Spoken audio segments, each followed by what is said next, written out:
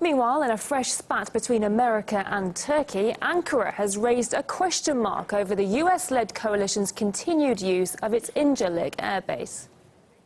It's thought-provoking that ally countries, especially countries with whom we have worked together in NATO for many years, countries who formed a coalition against Islamic State, do not support the operation Turkish armed forces and the Free Syrian Army have started in Al-Bab, a key town in the fight against ISIL. This causes Turkey to question the Incirlik Air Base.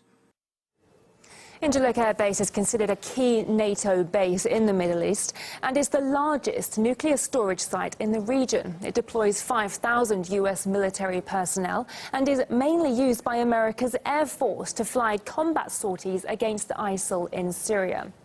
But as we've just heard, Turkey's now voicing disappointment with its ally, whom it regards as not fully supporting the fight against Islamic State.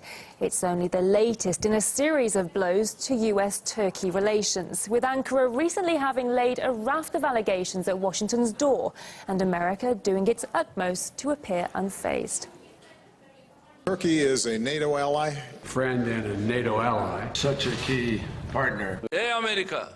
Oh, America, I told you many times, you either side with us or those terrorist organizations. What do you think about the question, for Turkey, U.S. support for Kurdish fighters in Syria equals support for terrorists? I don't think there's any question that we are partners with Turkey. We are allies with Turkey. You see what's happening in Syria? What business do the U.S. soldiers, dressed up with these so-called patches of a terrorist organization, have there? We are not only an ally to Turkey, we're a friend. We're a partner. I advise them to wear ISIL, al-Nusra or al-Qaeda arm badges and to wear Boko Haram badges in Africa. This is a crisis in relations with Turkey?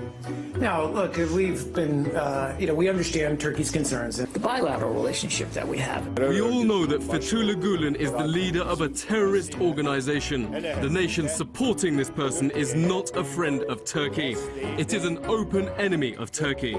Again, Turkey matters to us as a friend and an ally. Their democracy matters to us, and we've said that many times. It matters so much to us that we are going to stay in close touch with them going forward. Theories regarding U.S. involvement in the coup attempt in Turkey. Obviously, we had no involvement in this. Nothing's going to change about the close relationship we have with Turkey. Well, let's bring in our guest now, Mr. Chris Bambury, a political analyst. Mr. Bambury, good to see you. Now, how serious do you think Turkey is? Could it really deny the US use of its airbase in Incirlik? Well, that would be a major escalation of this, but I think what it does show is how far Turkey has shifted. As was alluded to in your package, Turkey, since the creation of NATO at the end of the Second World War, has been a key NATO member and a key ally of the United States. In the Cold War with Russia, where it was on the front line, and since the 1990s in the operations America has had in Iraq and the Gulf region. Really, under a series of pro-Western and democratic military regimes, Turkey was absolutely America's #1 ally in that region. Now we're seeing it shifting away. A series of spats which were mentioned around the attempted coup against Erdogan, which the Turkish government blamed on the Americans. The continued disintegration of US-Turkish relations around the question of Syria. And now, of course, the Americans being completely caught out by the Russian and Turkish brokered ceasefire in Syria. So things have moved a long way. And from where I'm sitting, the Turks must be looking at the Obama administration in its final days and thinking, you're in a complete mess with your foreign policy. It's good time for us to play hardball in the few weeks we have remaining while Obama is in the White House. We can capitalise on that and hopefully repair things when Donald Trump comes in. How significant would the loss of the Incirlik base be to the US-led anti-ISIL coalition? It would be a devastating loss, a real major loss. They'd be forced to fall back on British bases in Cyprus and bases further beyond that. And what is at stake here is what the Turks are saying is they've now been involved in the fighting in Syria against Daesh. They're fighting alongside what the so-called Free Syrian Army. The American operations has depended on the aerial campaign and largely Kurdish ground troops who've registered significant successes against Islamic State. But of course, Turkey sees the Kurds as much a problem as Daesh, and doesn't like this American-Kurdish coalition which has emerged in Syria over the coming months. So here at the heart of the problem is the Kurdish problem once again, with the Americans warming to the Kurdish forces in Syria, and the Turks seeing them as essentially the same as the PKK, the organisation which are waging a war within Turkey.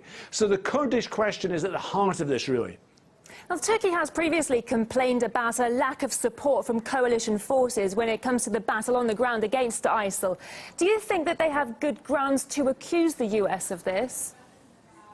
Well, the US are very cautious about committing support for the Turkish forces, precisely because if they did that, then the consequence of that would be a breakdown of the alliance with the Kurdish forces on the ground, which have produced the best, since the defeat of Daesh at Kobani, have produced the best military results of anyone in lots of ways in the fight against Daesh.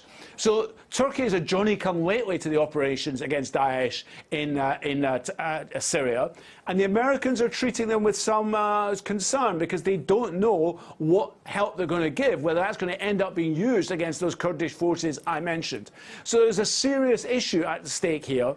But above all, I do think that the Erdogan government sees American foreign policy in a mess, sees that Obama is not really in control of policy in the region, sees there's going to be a big change under Donald Trump, and is trying to play that for everything they can.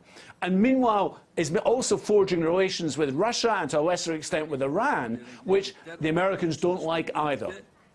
Chris Bambury, political analyst, thanks for talking to us on RT International. It's been great to have your insight.